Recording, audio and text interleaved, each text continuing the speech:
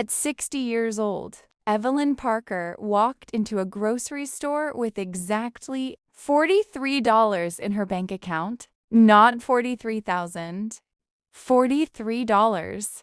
She had no business plan, no investors, no college degree, no social media following, and no idea that within a few years, people would travel across the country just to hear her story. But that's not the most surprising part. The most surprising part is what she discovered along the way. A secret hidden in plain sight. A secret that keeps millions of people stuck for decades. And once you hear it, you may never look at your own life the same way again. Because Evelyn didn't just find success. She found something much more valuable. Something most people spend their entire lives searching for.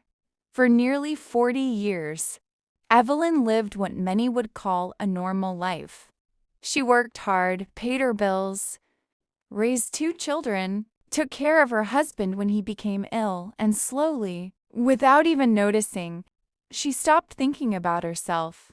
Every dream she had was placed on hold just temporarily. At least that's what she told herself. 1 year became 5, 5 became 10, 10 became 20. Then one rainy afternoon, a few months after her 60th birthday, she was cleaning her bedroom. That's when she found it, an old cardboard box hidden beneath her bed, covered in dust, forgotten for decades. Curious. She opened it. Inside were dozens of notebooks, yellowed pages, old sketches, ideas, goals, dreams. Some were over 40 years old. And then she found a letter written by her younger self. The first sentence stopped her cold.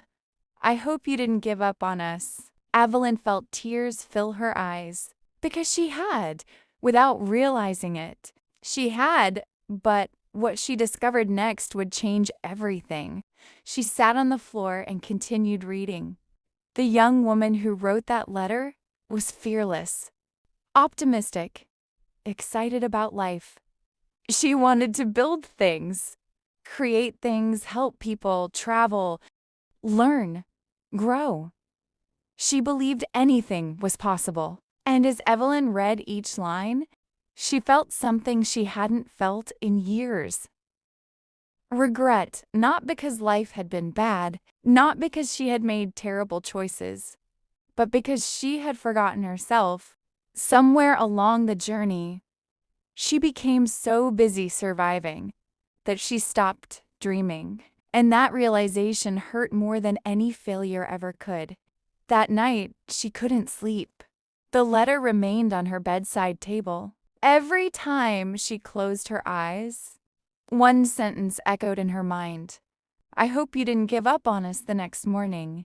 Evelyn looked in the mirror for a long moment. She simply stared, then she asked herself a question most people avoid.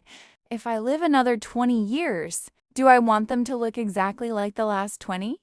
The answer came immediately. No, absolutely not. And suddenly another thought appeared. What if 60 isn't the end of the story? What if it's the beginning? For the first time in decades, hope returned. Not a huge amount, just enough. Enough to take one small step. Here's something people rarely talk about. Starting over isn't hard because of the work. It's hard because of the embarrassment. At 60, Evelyn became a beginner again. And beginners make mistakes. Lots of them. She signed up for classes, asked questions, got confused, failed repeatedly. Sometimes younger people explained things she didn't understand. And every now and then, a small voice whispered, "You're too old. This is ridiculous. Just go back to your comfortable life." That voice appeared constantly.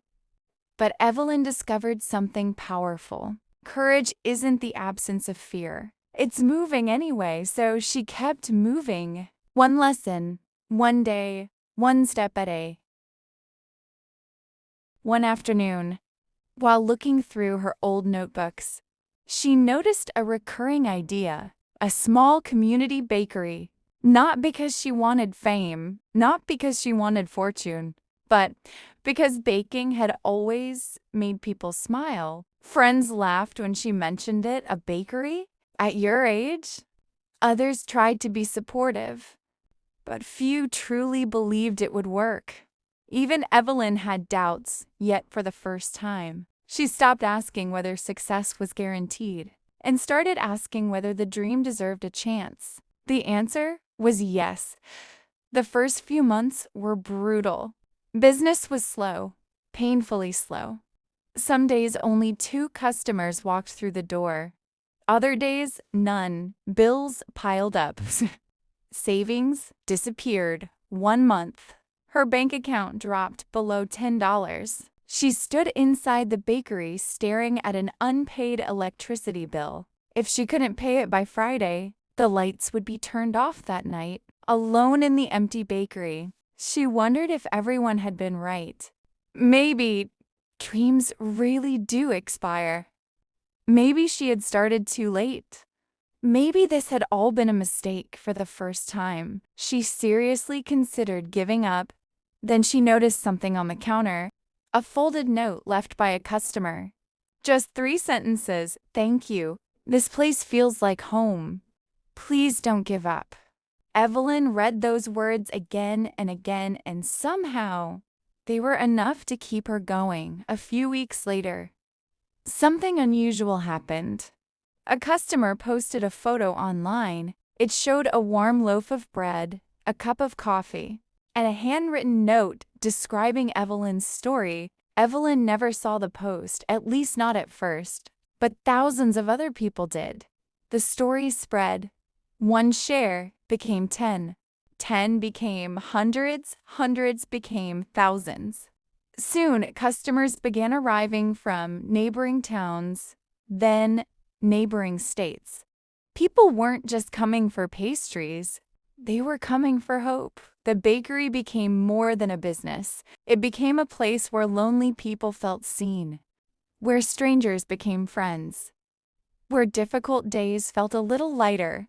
And suddenly, Evelyn understood something important. Her success was never about bread, or cakes, or coffee. It was about people. This is the part that changed everything, because Evelyn discovered a truth that most people never realize. People think dreams die because they get older, but that's not what kills dreams. Dreams die when people stop believing they're allowed to begin again. Think about that.